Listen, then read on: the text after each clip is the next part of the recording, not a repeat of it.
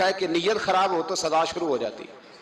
حضرت رومی کہتے ہیں کہ ایک بادشاہ کو پتہ چل گیا کہ ایک آدمی نے بڑا اچھا باغ لگایا ہے، خوبصورت باغ ہے، مالٹے کا، کنوں کا باغ، بڑا پیارا۔ بادشاہ نے کہا ذرا جا کے دیکھتا ہوں۔ بادشاہ سلامت باغ دیکھنے آئے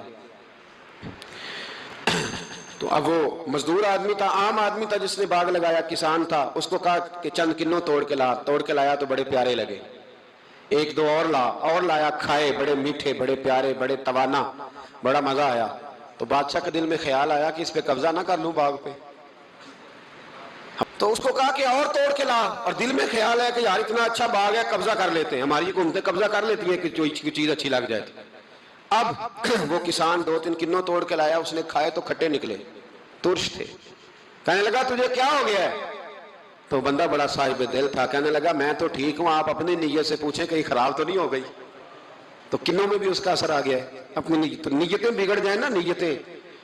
اب ایک بات کہنے لگا ہوں، غور سے سننا، جب تک دو بھائی اکٹھے کاروبار کرتے ہیں نیت ہوتی ہے کہ ہمارا گھر چلے گا، تب تک اللہ برکت دیتا ہے۔